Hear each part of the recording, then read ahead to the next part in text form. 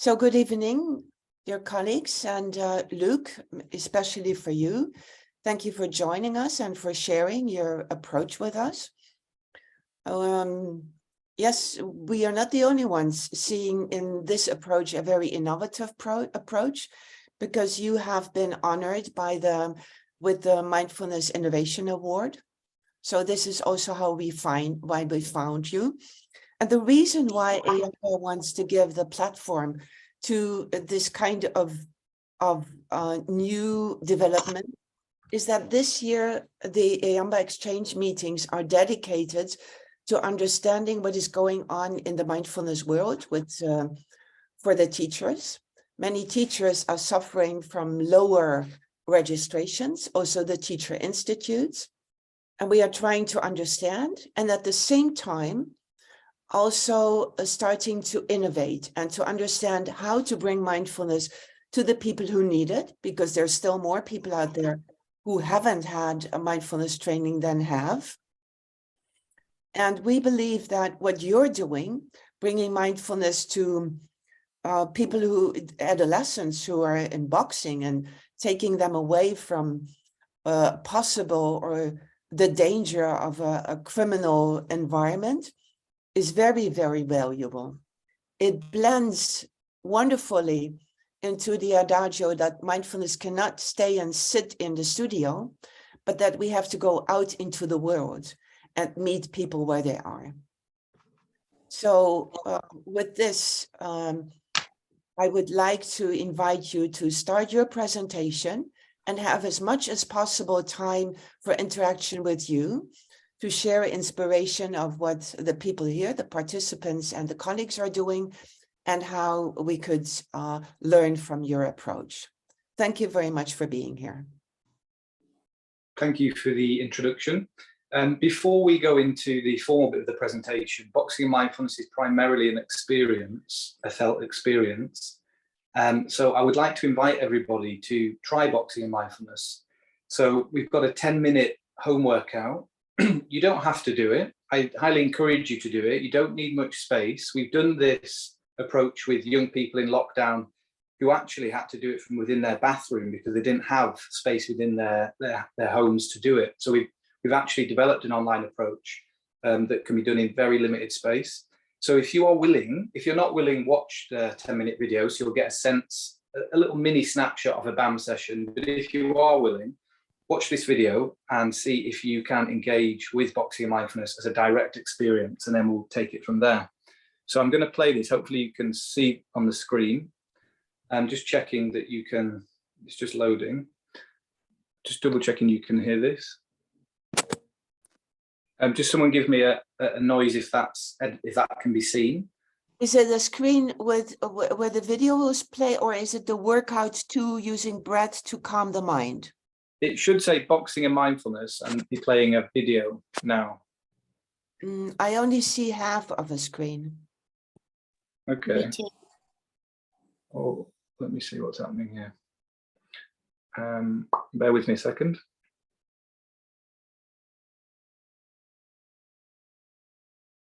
Okay. So I'm going to find a solution to this.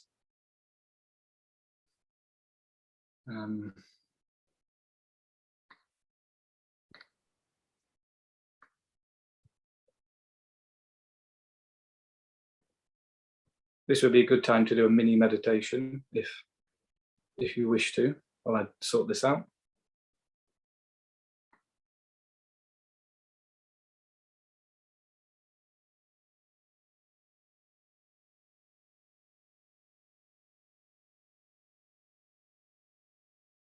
Okay.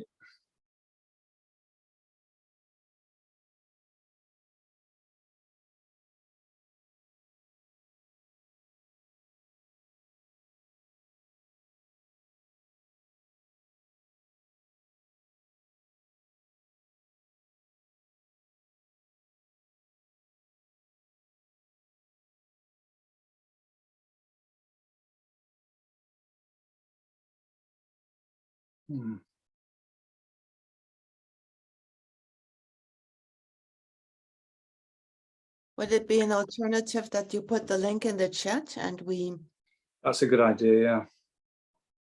And then we can all open that and in parallel, but mute your microphones when you open it, please.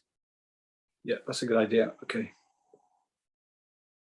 Because to play it via Zoom, you need a plugin, a Zoom plugin. Yeah. Okay. Okay, I'm putting a link in the chat. Yes, it's there. Cool.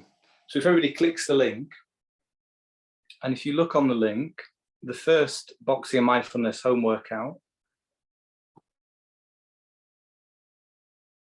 should appear. And it's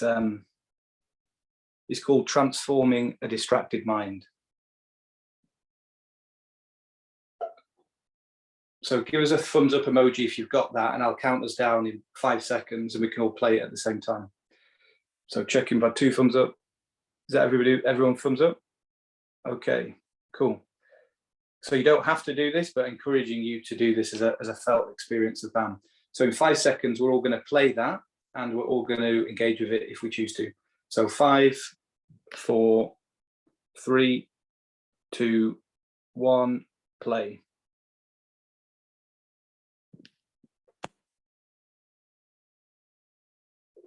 And if you want to put your camera off, you can, that's fine. If you want to be visible, that's great.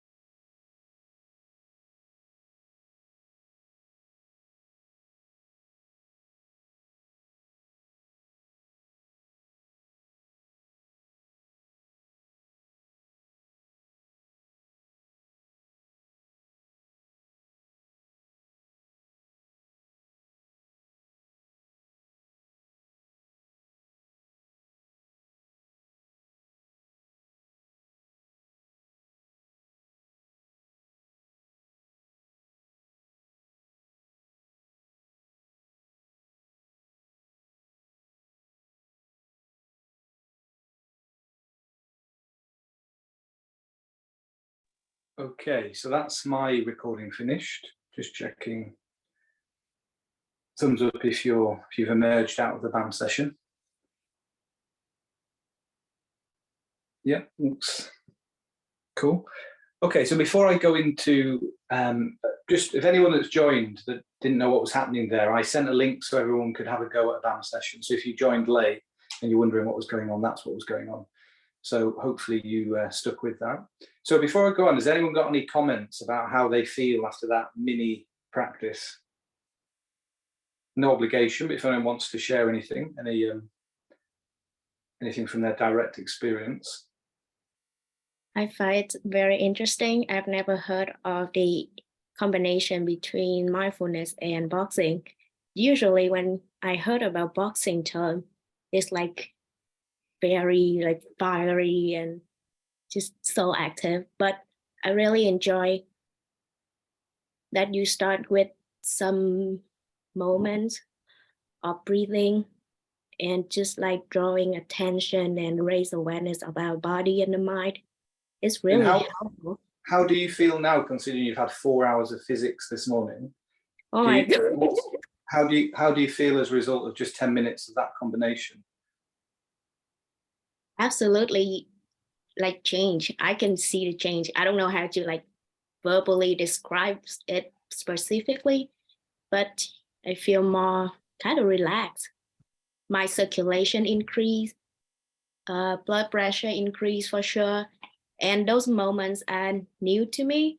So I kind of find it awkward at the beginning, but after some minutes warm up, I kind of just go with it. Yeah, very interesting. Cool.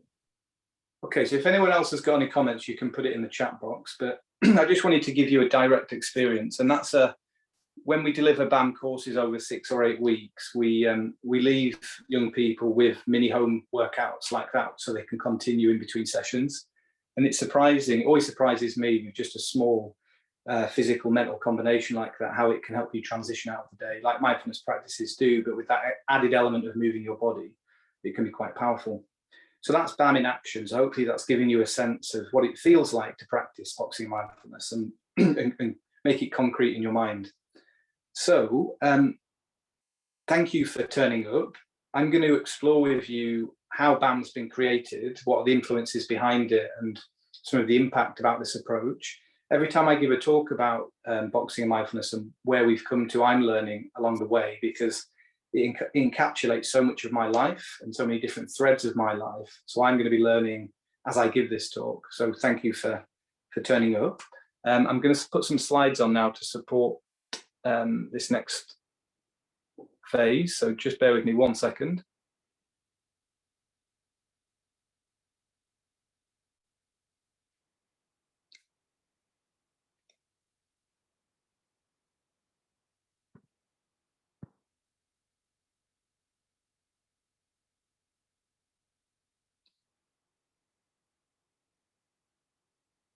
Okay.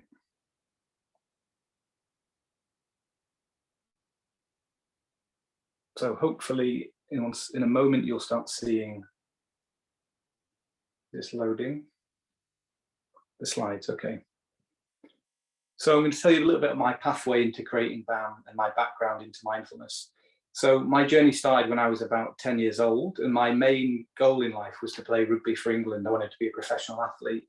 And so I set out with that goal and spent about 12 years moving towards that, and did play for England when I was 18.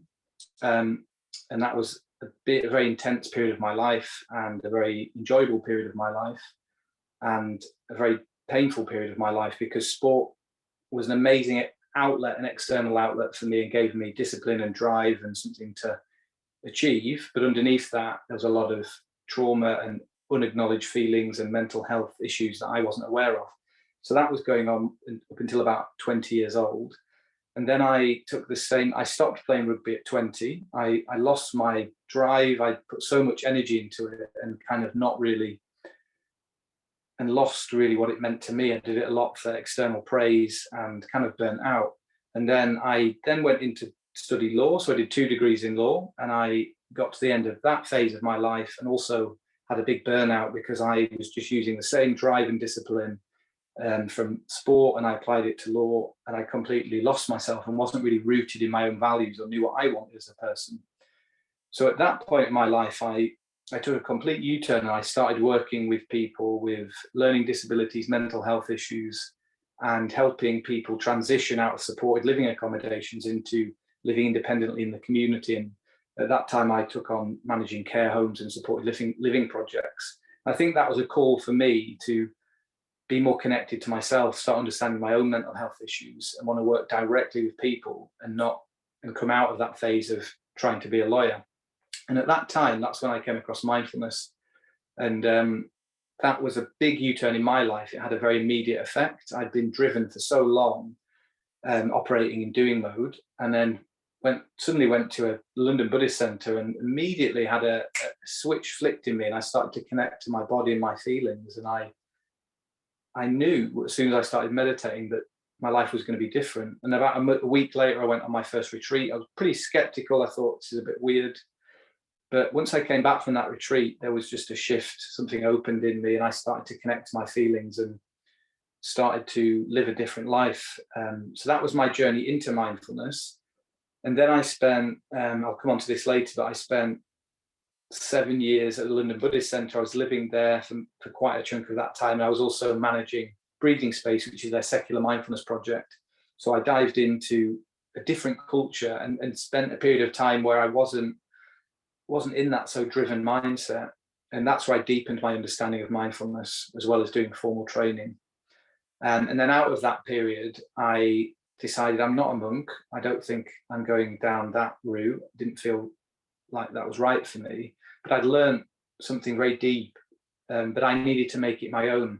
So I set Mindful Peak Performance up to start initially going into the athlete world. Sadly, 2 of my friends committed suicide when I was in my 20s that made it as professional athletes. So that was also in the back of my mind. What happens when you're in those high pressure environments and you compartmentalize how you feel, or you don't understand how you feel, or have a language for that? Things happen. So I wanted to take mindfulness into that space. So I started working with Premiership rugby and football teams and developing a mindfulness service for athletes. And that led into working with leaders who also took interest in how I was applying mindfulness in the sports world. And then at the heart of what I created at that phase was really this search for how do you make mindfulness accessible to young people? But I guess what I was really doing was saying, how do I make it accessible to me? I mean, I'm a former athlete. I've had a deep training in mindfulness, but how do I bring these 2 aspects of who I am together? And in that journey, I came across boxing and mindfulness was born out of that split within me, if you like. So that's broadly speaking my journey into mindfulness and boxing and mindfulness. So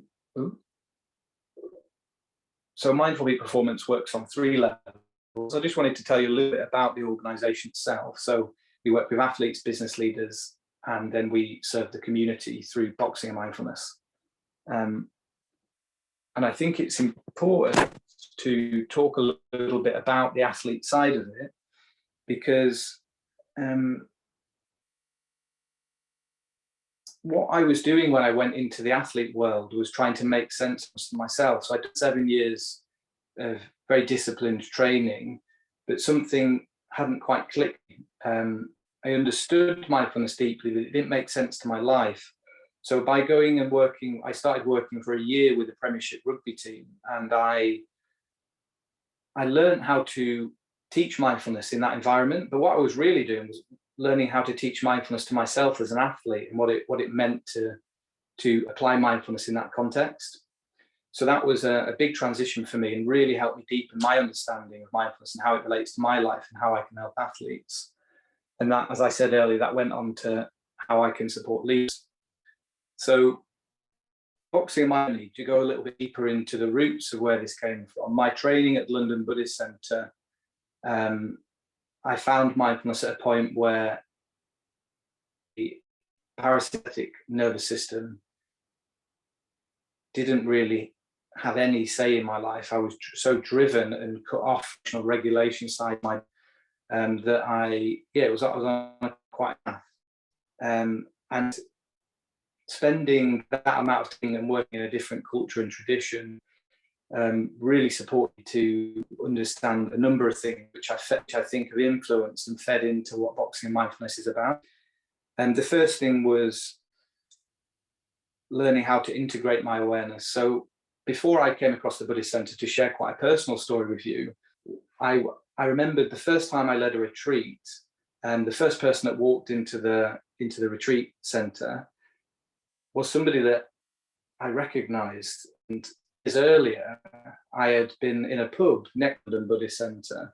I was very young at the time, and I'd got into a fight with a group of my friends, with people in this pub, and somebody chased me out of that pub with a ball and ended up running past the London Buddhist Center, up the street. And many years later, I after spending so much time at the London Buddhist Center, I get to the point where I can lead my first retreat. And that person that was chasing me with the bar stool, he was the first person that walked through the retreat center door and sat right in front of me. And we had this, we looked at each other, realized we knew each other. And in that moment, we realized why we knew each other. And there was me sat leading this mindfulness retreat. And in front of me was somebody that had chased me out of a bar stool many years earlier. And in that moment, I went to and sat next to that person. We looked at each other, and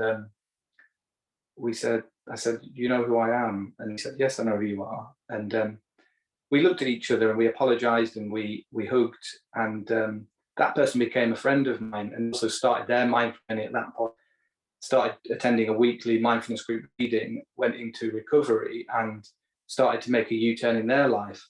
So my time at the London Buddhist Center allowed me to develop an ethical awareness. It allowed me to learn how to integrate and work with these very strong energies of being a rugby player, of violent energies and destructive energies. And that example and that experience was a kind of integrating experience of being confronted by myself and also supporting someone else to confront themselves and start transforming. So I was really interested at my time at the center was about how do I relate to my energies and how I am as a person, given the kind of sporting background I'm from. So that was one thing that I learned at the Buddhist Center, how to integrate my energies.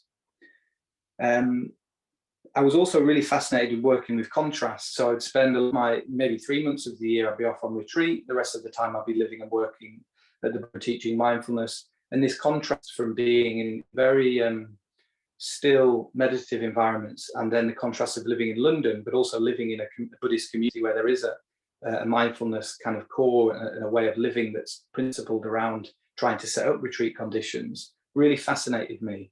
And I spent a lot of my time working with carers who, in the community, taking mindfulness programs or directly with carers who would come to the center. And the fact that I was in these very privileged conditions where I could be meditating a lot, I could be off on retreat a lot, and then I was meeting real direct suffering of people who were living really difficult, in really different conditions. I really loved that contrast because it was like I learned so much from them. They grounded my mindfulness teaching. I couldn't get away with using language that didn't make sense to them. Everything had to be real, concrete, and relatable to their lives. And that was another really deep training for me, how to make mindfulness relate to the everyday suffering of people. And I was in a very privileged culture at that time. And I just really loved this contrast of being connected and living in that way, but my reaching out into these communities and learning so much from and getting humbled so much from the lives of people that were living in different conditions that I was. So that was another really important thread to my time at the Buddhist Center. And then the other thing was ordination. So I did all of the ordination retreat to become an order member within the tradition I was practicing in. And then I decided that didn't feel like the right path for me. And I developed chronic back pain. The last 2 years I was at the Buddhist Center, I had chronic back pain. And part of that process was realizing that I couldn't have my learning in this context, and I needed to make a change in my life to take my understanding of mindfulness and my own values further. And that was a departure from maybe a spiritual identity that I thought I was moving towards into what I didn't realize was going to happen, which was creating boxing and mindfulness and setting a new vision through mindful peak performance. So that was my time at the London Buddhist Centre, and that was such a formative period for me. And looking back now, I can see how it prepared me for developing this new approach. So it was a departure to set up mindful peak performance. And the first thing I did, which I mentioned earlier, I was lucky enough to start working with the Harlequins rugby team. And what struck me most about working with a professional rugby team for a year was that they took to mindfulness very quickly, very immediately, very viscerally. And one of the main reasons is because they're not behind a screen for 8 hours a day. They're training, they're connected to their body. And then it also helped me make sense of why mindfulness has such a direct, quick impact on me. It's because I was an athlete, I was very connected to my body. Now, I'm not saying you need to be an athlete or very connected to your body in that way for mindfulness to have a strong impact, but it really struck me and it got me thinking unconsciously, like, okay, there's something here that I need to explore about physical embodiment and physical training and mindfulness and how they connect. And then I was influenced also at that point by working in a school and a young person coming up to me and saying, I was just teaching straight mindfulness, and a young person said to me, how is this going to help me if somebody is telling me to stab somebody? That kind of pressure. I was faced with something that I couldn't relate to. And it was almost what I was teaching that person through mindfulness just didn't make any sense of that person. And I just didn't have an answer to that. But again, that was a question that got me thinking, how can mindfulness be taught in a more relevant way? So I think my process of becoming whole and understanding that I need to get my physical training connected to my mindfulness practice, I needed to leave the Buddhist Centre and go on a journey to find out how I connect to myself more. Doing a year with the Harlequins rugby team and working with elite athletes, and then this very provocative question about how do we make mindfulness accessible to young people who are facing really challenging choices and are not particularly interested in sitting still and listening to what I had to say to them about mindfulness or taking these practices forward. So that came together in my mind. Boxing and mindfulness idea came to that. So that's how it was initiated, if you like. So that's the journey towards BAM.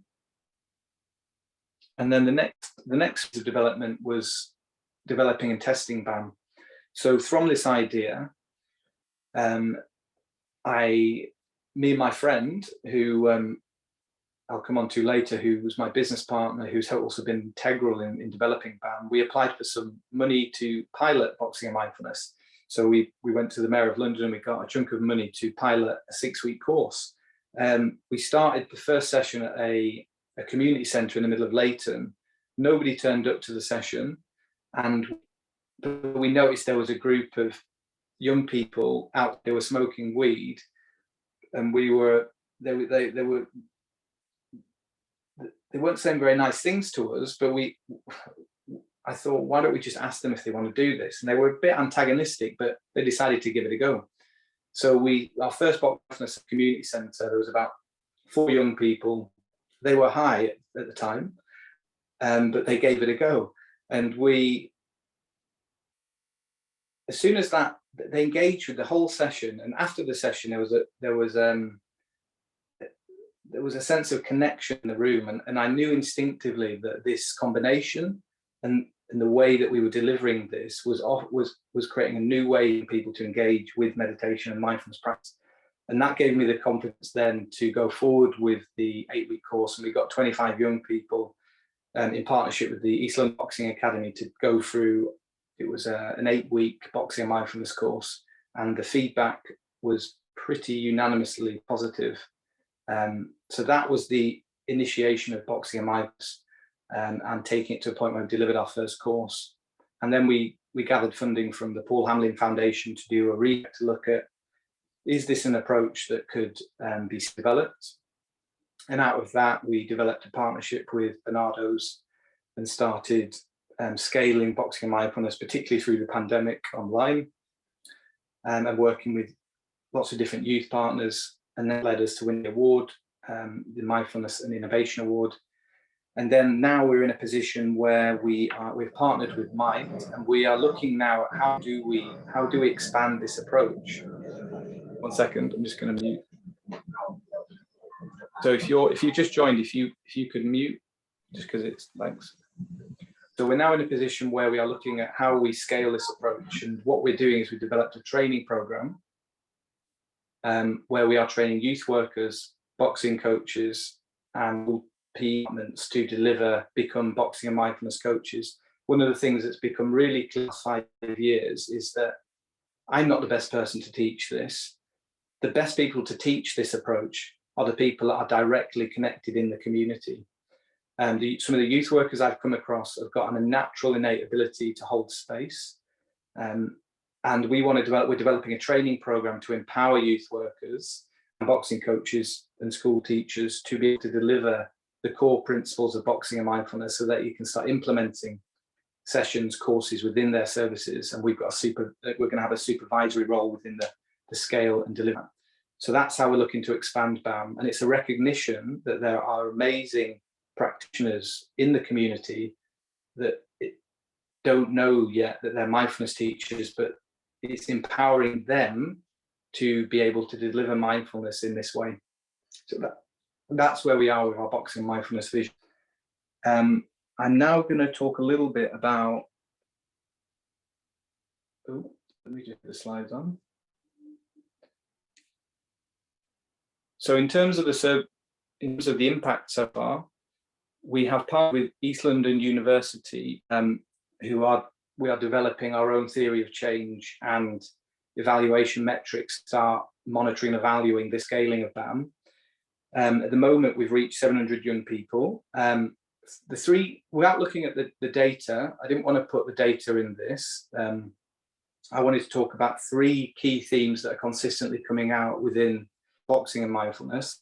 And the first one is embodied mindfulness. I've touched on this already, my time at the Harlequins and my experience, but what this combination is doing, and I hope you've got a bit of this from just practicing just for that 10 minutes, the vigor of the boxing element, and that was only a light experience of it that you had there, it creates this access point to make the experience of meditation more directly felt. And there's usually an endorphin release that happens around the training that allows young people to connect in that quite visceral way.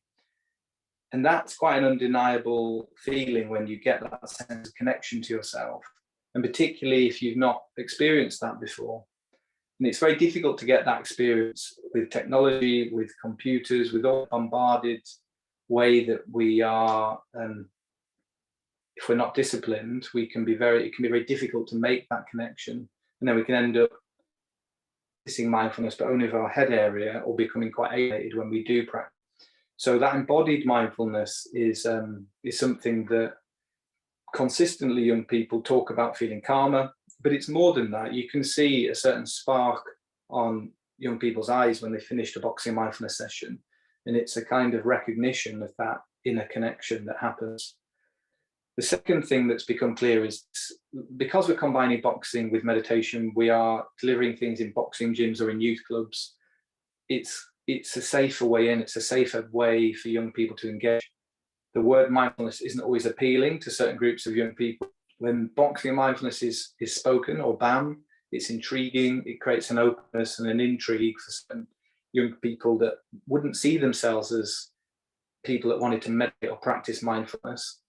It's providing an access point that's destigmatizing mental health and changing the image around mindfulness and providing a different way in.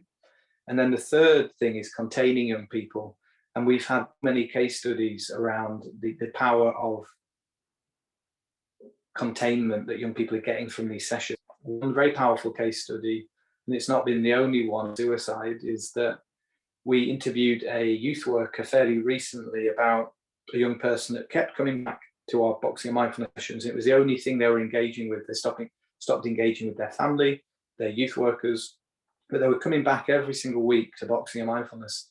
And that young person was quite severely suicidal at that point, and was being that they were doing boxing and mindfulness. But what they said to their youth worker, it was the only thing that meant something to them. And as we looked into it further and interviewed that person, worker, they talked about having a connection with their body and feeling safe. And I think this combination of starting with a meditation practice and a mindfulness principle, learning to calm the mind a little bit, accessing the body through the physical expression of boxing, and then coming into the second meditation, deeper connection, and then being able to inquire and debrief on that. It creates this little sandwich where someone can just gradually learn to be with their experience in a group context where there's role models and adults that can be with them. And it's not a conceptual teaching to get to that point. It's a direct felt experience. So it's much more than just that might meet the eye of what's happening in these sessions. There's this emotional containment that's happening with young people that are quite afraid, don't really have a language for their emotions, can be very angry, but it's providing a way for them to start building the confidence to be with their experience, that really important principle within mindfulness of how do we learn to be with what's there.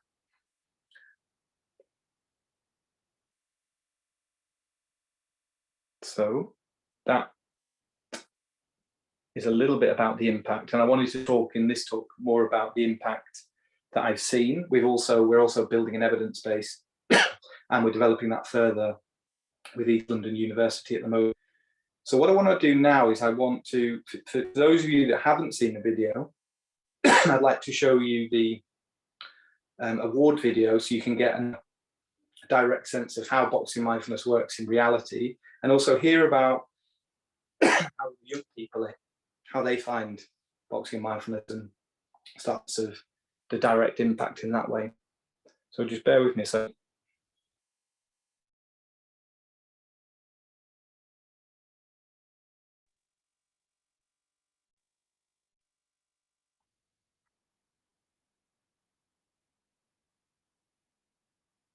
Okay.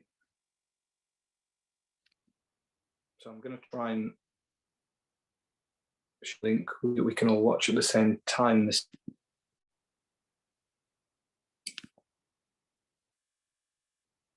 Okay.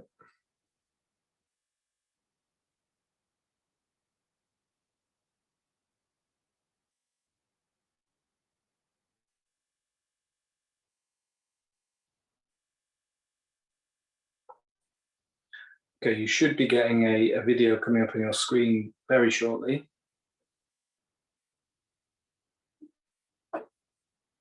Still loading.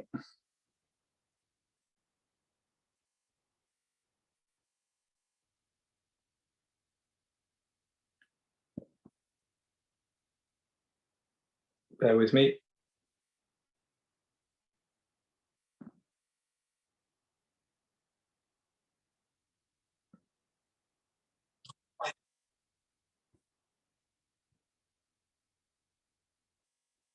Just waiting for it to finish loading.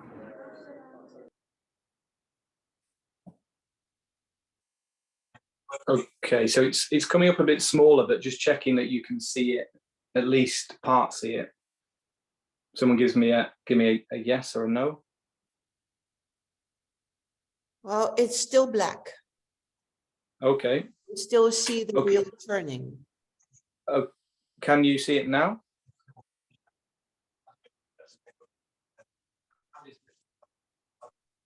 I don't see the video playing.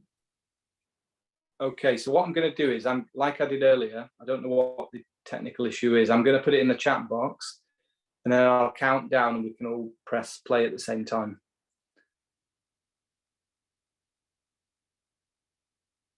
Okay, so the video is in the chat box.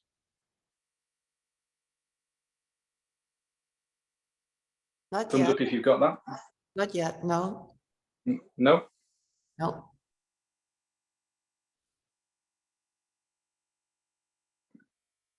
Should be. Oh, I think I've just sent it to.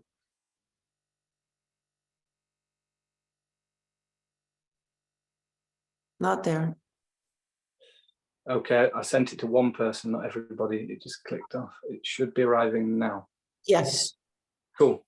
So if everyone wants to, I'll count to 5, down from 5. So one of my initial inspirations was working in a 5, 4, 3, 2, 1, play.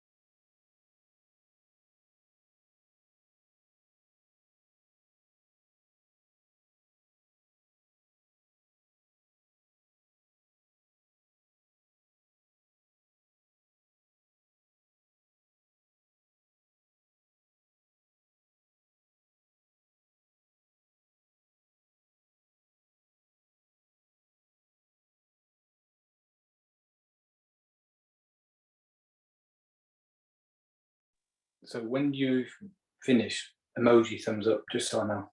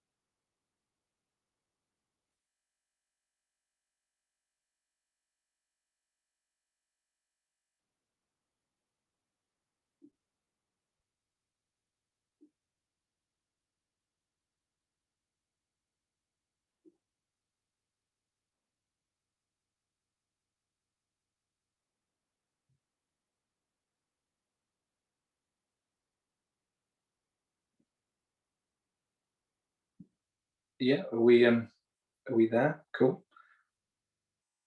Okay.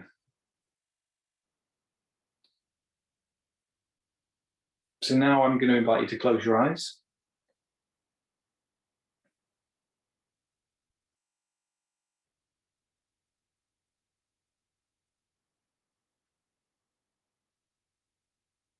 And we're just going to have a minute in silence.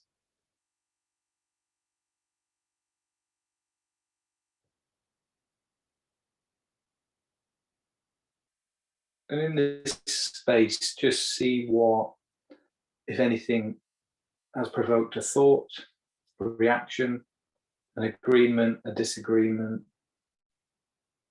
any particular question you might have.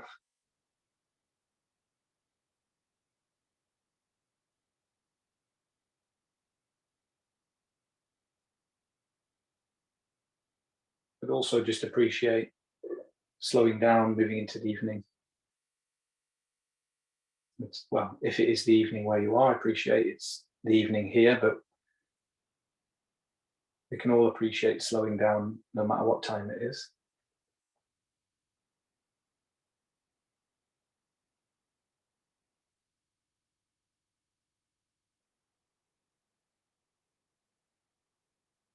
And then just bringing your awareness into connection with the back of your legs. If you're sitting, noticing the resistance of your legs against the chair and the sensations you can feel.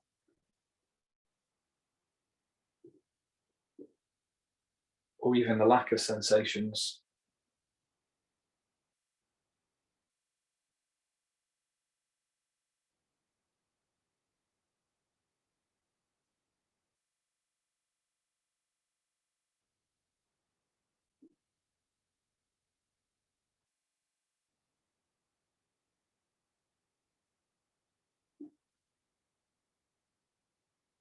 And then from the back of your legs, draw your awareness up to your heart area. And just rest your awareness in that part of the body.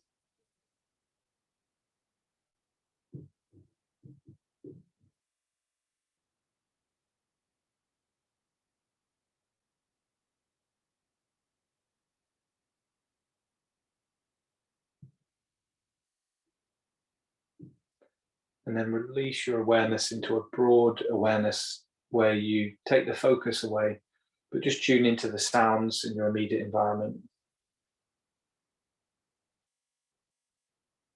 Just paying attention to the subtle quality of the sounds, not labeling what the sounds are.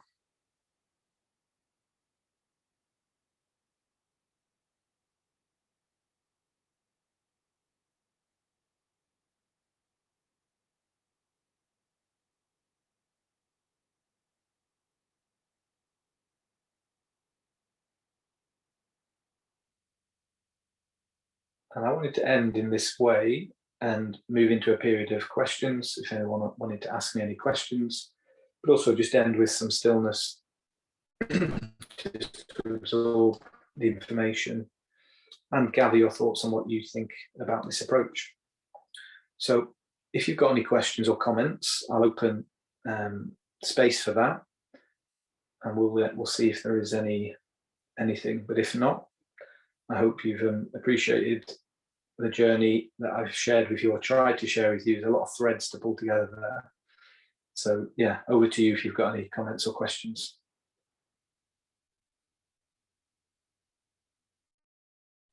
Yes, Garrett, please go ahead. Unmute yourself.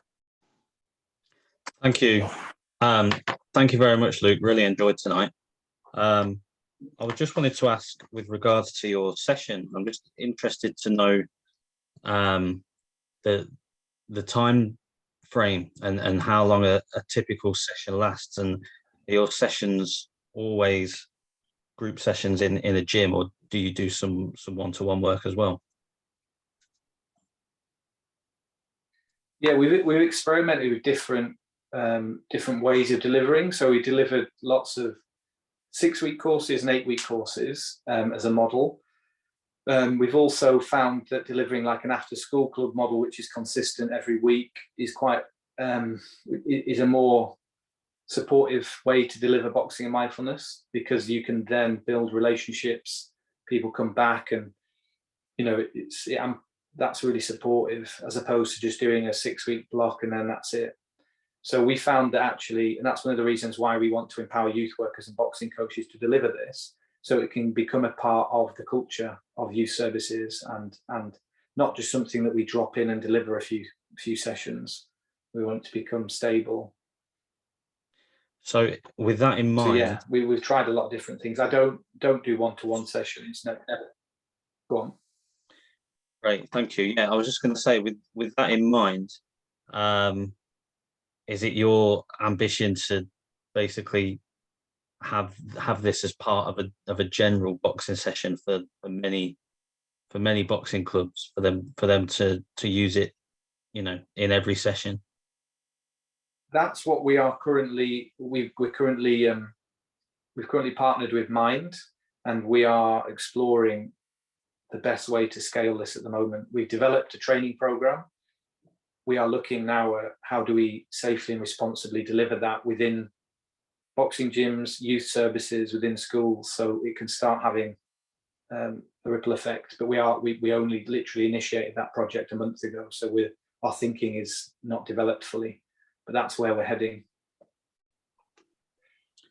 Brilliant. That sounds great. Really exciting. Thanks very much. Thank you. Thanks for your questions. Yes, Chris, please.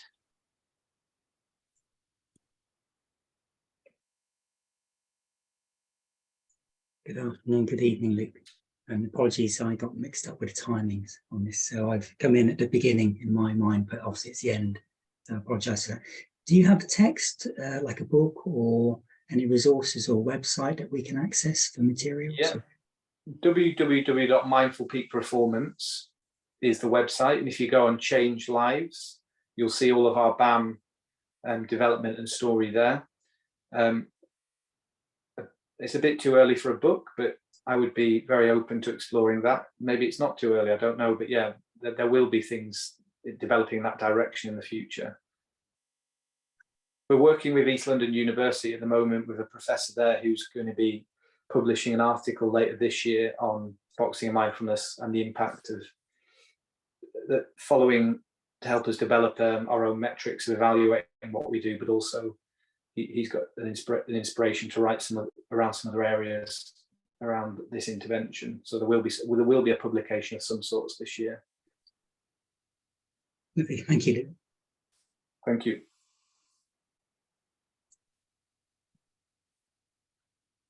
For you, yes, please, Andre, go ahead. Yeah, in this session, this was more or less from the mindfulness side, body scan. You use also breath work or other techniques?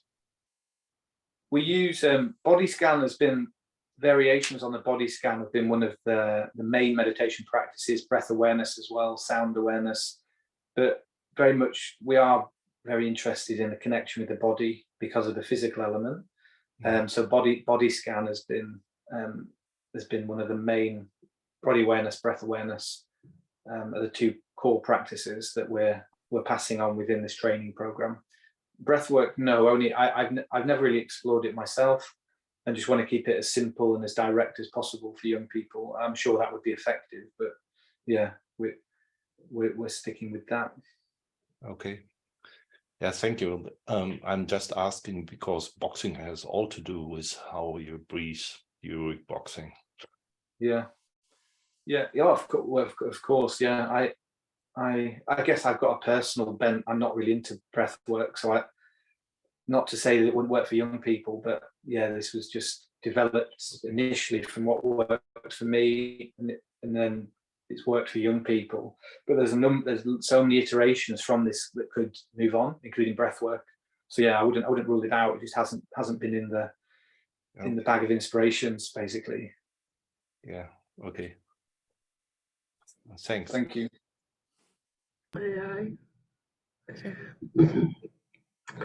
just wanted to share a thought. Some time ago, I said that mindfulness is a sort of new literacy.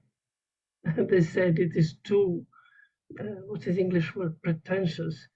And I said it is just when you learn letters, you don't go around, recognize it, ABC, you learn to read.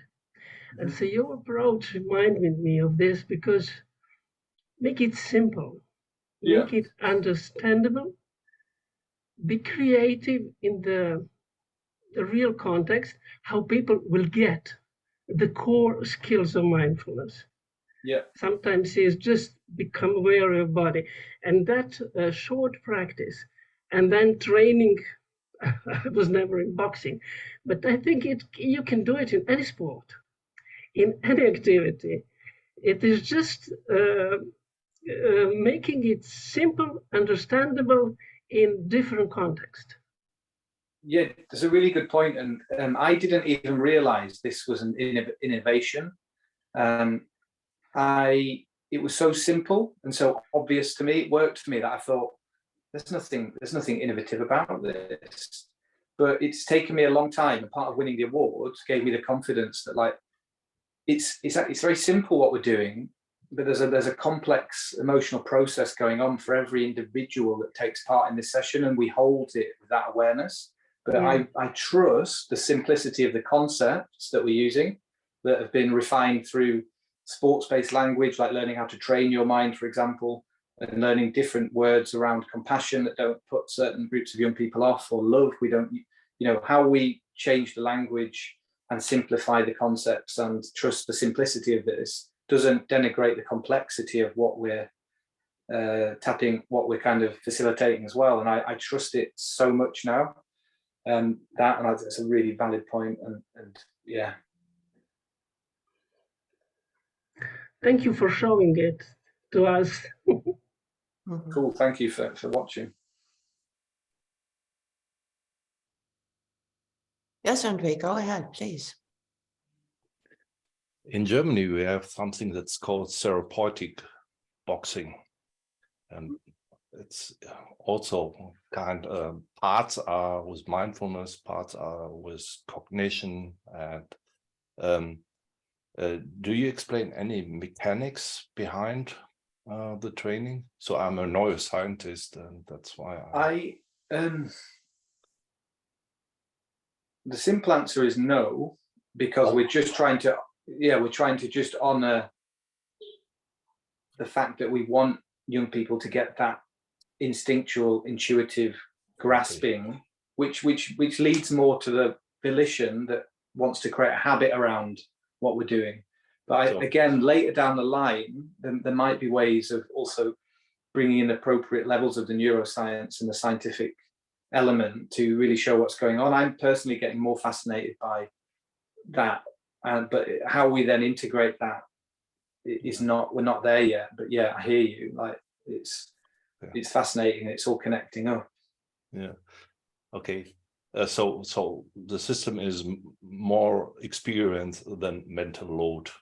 Yeah. All the concepts we use are very simple.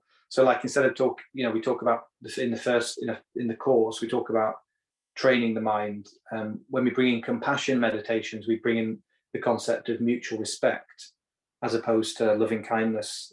So we're bringing in concepts, but lightly, but in language that is more streetwise, maybe, or kind of received in a less stigmatized way.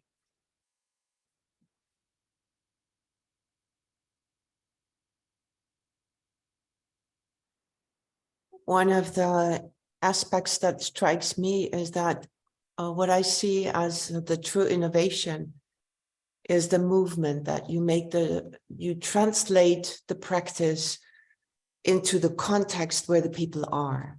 Mm-hmm. Many therapeutic or other interventions take people out of their context. Yeah. And then when they get back into their context, they have to translate it themselves. Yeah.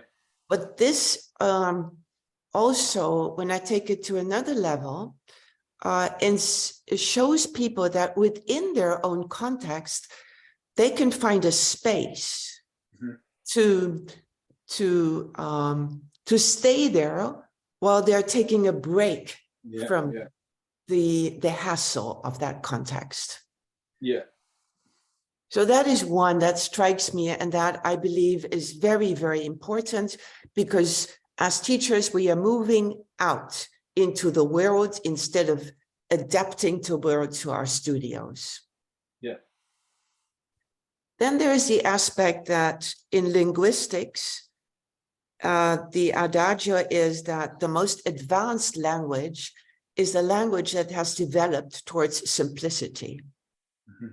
So very often we think that we are advanced when we can talk in a very complex way, or even make things complicated, and that's more intelligent, and that makes us bigger and more important. But actually, the real discovery is that a language that is further developed is more simplistic. Yeah. And I see that here. Yeah. And more simplistic also speaks more to us as people. It's closer. Yeah, and coming from depth, you can feel that resonance when someone is speaking from depth. Yeah. No, I really appreciate those comments. And those principles also mean what you just said, that you can train people who are in that context and who have a closeness to the population you want to reach, simply because they're already there. Yeah. And they need very little extra training as long as they start practicing themselves, embodying. Yeah. And that's a really central thing for me at the moment, because one of the things I had to come to terms with quite quickly, as soon as I started developing BAM, I realized immediately I'm not the right person to do this. And I could see the potential in the youth workers and the people around me that had a way of relating to young people that I didn't have. And that was a weird tension to hold. I was like, well, should I continue doing this? But I can see now that I'm really good at empowering people to realize that they can do this. They've got this innate awareness within them. And I can see it. I can really see that potential in so many youth workers that we've now trained that are delivering this. And that I'm really excited to expand BAM in that way and tap into structures that are already there and like make mindfulness start moving through boxing gyms, youth services, through the people, through empowering the people that have the relationships. Mm-hmm. Here we touch on the point where we can distinguish between the execution and true leadership. Because I agree with you that you can have people execute what you're doing now. This is a phase in which you're doing it, but the doing will be delegated to the people who are close there. But those people will need you as a container, as a holder of the core, because that also gives them authority that encourages them to do the things you're doing now. Yeah.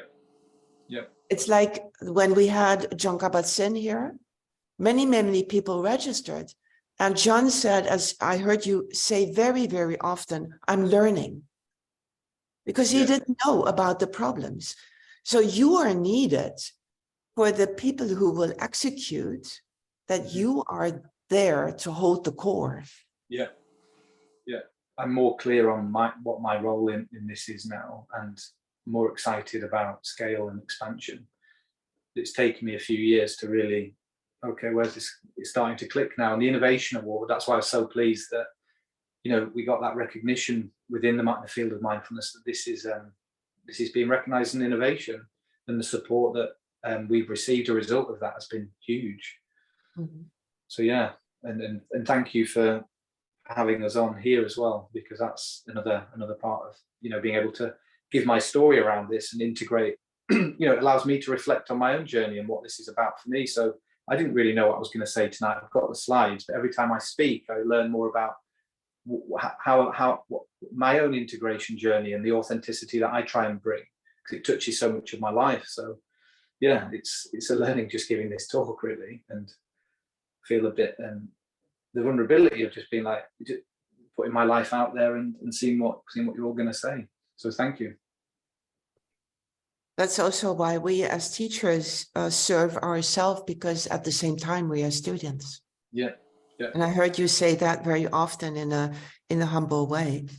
If we have time, I still have 2 more questions. There was a slide on you cooperating with Breathworks, and I think that Andre touched, or Chris touched on that. The breathing aspect. I could also imagine that you could. Oh, sorry, did I get that wrong? Was it breath work or breathworks? I saw, was it, maybe I made a mistake in reading it. Are you cooperating with Breathworks to create a program? Yes, okay. Breathworks we're in partnership with Mind, and also Mia Chambers, who is also one of the, I think, outstanding nominations as part of the Innovation Award for Rainbow Mind. Mm-hmm. So we partnered with Mind, but also Breathworks, the organisation, are training some of our core teachers who are youth workers to develop their mindfulness skills. So we've also got a partnership with Breathworks, and they're funding that. So yeah, and we may, and hopefully we'll continue working with Breathworks in that way too. And also just to say, Vishwapani has been really helpful. Vin Harris, Matthew Daniels, my business partner. And what I didn't mention in the talk is that Boxing Mindfulness was developed very closely with an amazing thinker, Matthew Daniels, who I work with very closely, but also it was developed in rehab, because he was in rehab for 7 years, recovering from heroin addiction. And in his last 2 years of being in rehab, I started working with him. So I'd go down to his rehab 2 days a week, and he would support me to develop MPP. 5 years later, he's now trained as a therapeutic counsellor, and we've just got some funding a couple of weeks ago to start piloting BAM for the addiction recovery community. So that's another area that we're expanding through his life experience. I think it is well worth me mentioning that, because he's been a driving force in the background of helping us get funding, and it's great to see it moving in through his life experience in that direction as well. Mm-hmm. So you touched on the sports and the combination with that, and especially for people who wouldn't be able to sit still, and which young people would like to sit still. Even we should rather not sit still. So that's one avenue to go, and to combine it with other sports. But especially people who are in rehab. I mean, that is very often a thing that you can't sit still, but you can also mentally not be still. So it's another avenue. And then there is the trauma-sensitive approach that could also be an avenue to develop this further and to make it available to yet another group of people. Have you considered? I think the scope is huge. We're trying to keep as focused as possible, so that. But in terms of the trauma sensitive, Mia has got a very good knowledge of that area, Mia Chambers, and we're looking at how to integrate that into our training program. But yeah, I think, this is looking like it's got the legs to be a long-term project. So in time, we will look to expand further and further. But at the moment, I don't want to put any more ideas into my head, because I've got too many ideas. And I really want to try and keep focused on this training program and the next steps of that, and then have a more strategic meeting at the end of this year about where this could go longer term. Mhm. As a eamba, there's so much scope. Excuse me? Yes? So I didn't catch it. You cut out there. Can you repeat that? Yes, I will. As a eamba, we are a teacher association. We are supporting teachers and teacher associations. And so other than the teachers here, maybe people who will listen to the recording might also have the question of whether you're branching out to that people in the different countries. You're in the UK, then you have the projects that you're now branching out, whether you could support any teachers who would start this in their territory. Yeah, 100%. And I think this teacher training program, we're thinking about it in terms of youth workers, but also it would be good to be able to offer this training to the mindfulness world. And we'd definitely be open to that, and would like to see it spread in that way as well. So yeah, 100%. If you are in that phase where you consider doing that, remember that as a eamba, we will share that with the community. We now have 30 members in 31 countries in Europe and Israel. And those communities, those associations, they connect close to 5,000 teachers. So that would be a community that might be very interested in knowing about this. And you could benefit from that to have that approach promoted. Because sometimes it's 100%. A way to do your work. And then at least we could help you to make your work lighter, to bring it out into the world. 100%. Yeah, I will follow up on that. Thank you. Is there anything here that we would like to touch on? Anything else than what we discussed? Berna, do you think it's something for your country?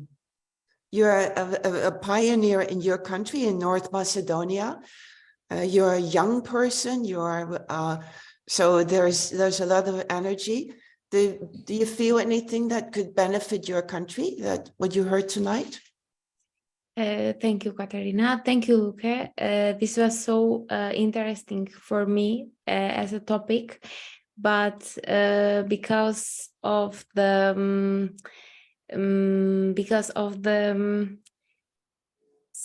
slow steps, because of the slow timing in the North Macedonia, I think that this couldn't be good because they are.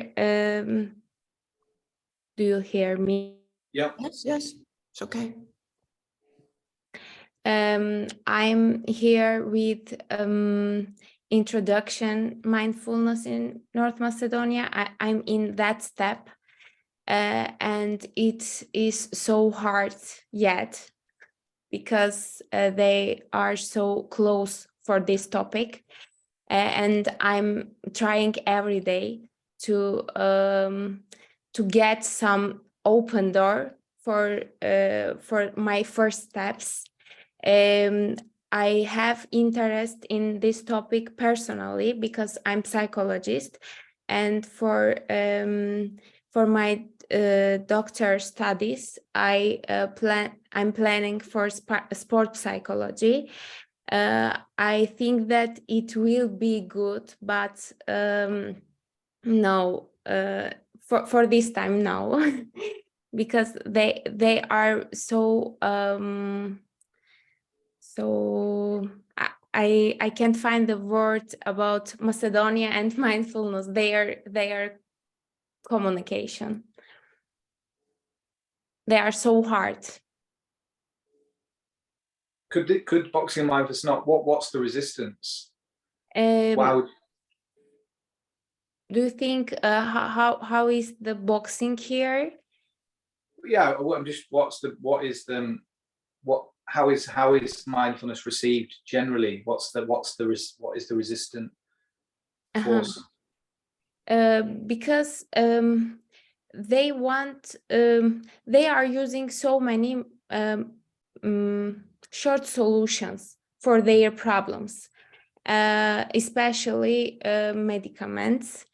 And mindfulness maybe sounds like a slow version for them. For that reason, it is so hard. Yeah, cool. Thank you. Thanks. Sometimes slowness can suddenly be an advantage because there is this law of being behind could be a stimulus. I remember when I was teaching English in Italy, in my village, just to give something back to the village. I thought that people couldn't read things online because they didn't have computers, laptops. But then they said, well, you don't have to make folders. That was old-fashioned. They had mobile phones more than we had in the North. So they were very connected because of having mobile phones.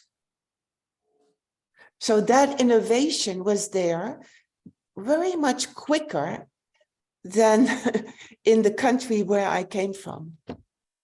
And people wouldn't ask for a fixed phone anymore because they could easily have a mobile phone. Maybe your disadvantage is your advantage if you turn it around.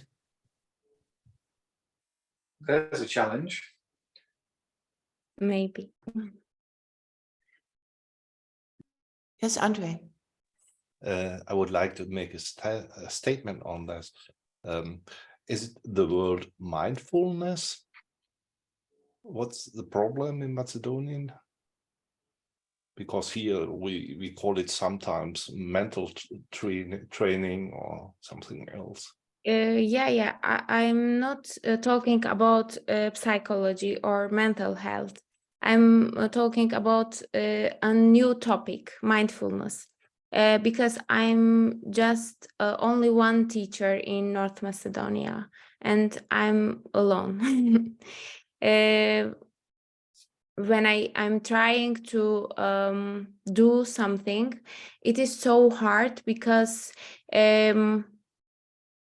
I need support, official support. There are so many cultures and there are so many cultural barriers. I'm Turkish. I'm Turkish in North Macedonia. They are 3 nations and three languages. Every step, what I want to do, take some risks, cultural risks. For that reason, I need to do smart steps on this side, and they are so hard for listening.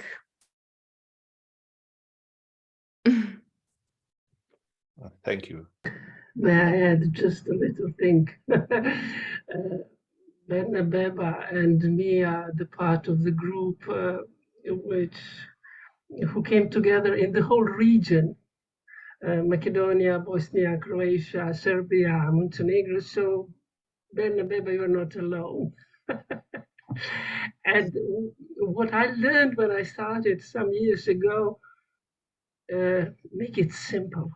This is what we can learn from this boxing, the mindfulness. Make it simple. make it make the language that people you are talking to can understand. So I started to use just different language. In Croatian, then the baby will understand. Predah, take a break, take a breath, stop. I just don't use mindfulness because it is so contra my culture. But when you just stop and take a break and breathe, we all breathe. There is no culture here. In embodiment, there is no culture, it's just our bodies. So in this way, you just make it more understandable and more as a common human resource. This is how I take mindfulness, as a common human resource.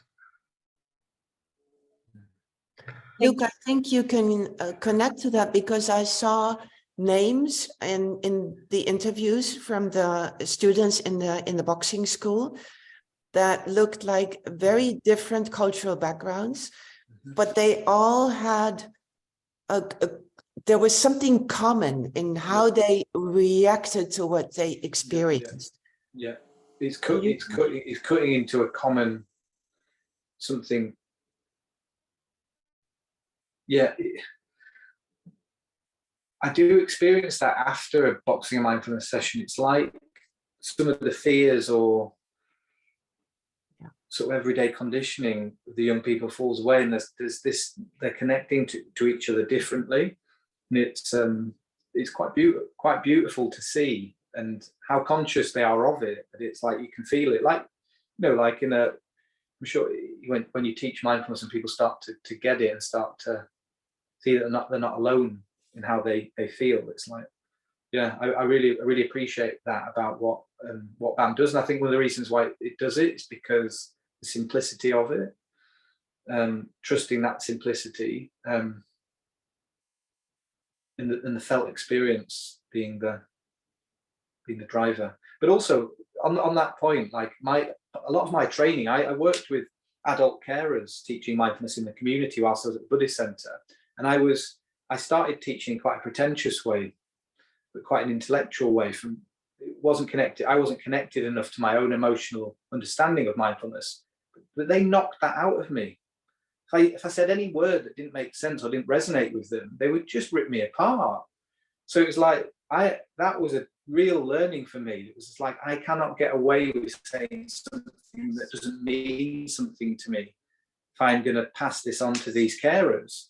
And that was like, that sharpened me up, and like, okay, I can't, I've got to really bring this down into, first of all, I need to really believe what I'm saying. I need to start practicing at a more simple but deeper level.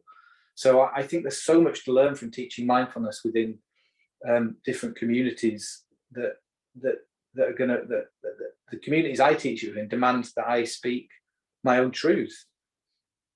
Yeah. And that's usually painfully ordinary, and I don't want to accept that. It's like I'm getting healed by doing this work, by working with these communities so much, because it's making me more real. Yeah.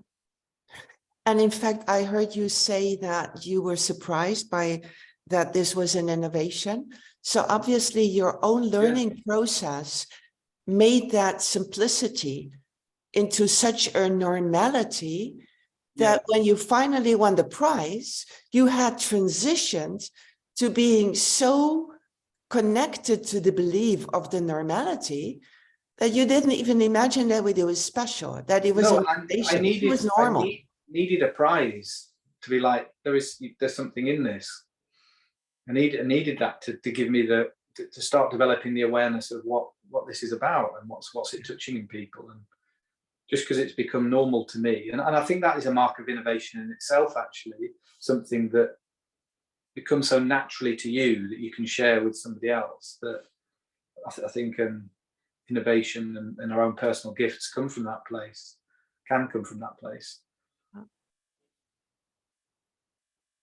So Bernard, there's hope. And you're in this community because there's always hope. Be supported. Thank you so much. Dear Luke, thank you. Thank you. Thank you for coming here. Thank you for sharing. Thank you for your humbleness. I learned a lot. I'm here because I want to learn. So I'm always very grateful when people put their time to help me learning. Dear colleagues, so please go out into the world and share what you learned. Stay in touch. If you need something to put this out into the world, we will help you. We'll promote it. Great. And if anyone wants to follow up or has got any questions, just jump on LinkedIn and write me a message. Happy to follow up with anybody. The LinkedIn is, look at the post in the eamba. I put it in the chat. It's there. I put the link under Luke's profile, under his name. There's also a link to the website. And if you want any other resources there, just let me know. So people have an easy find, and there's no reason to stress out to not find the information. Thank you very much, dear friends. See you soon. Thank you, Luke. And I will be in touch to follow up on that, how we could collaborate further as well. Very good. Very good.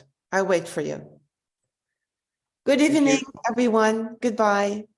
Goodbye. Thank you. Have a good day. Thank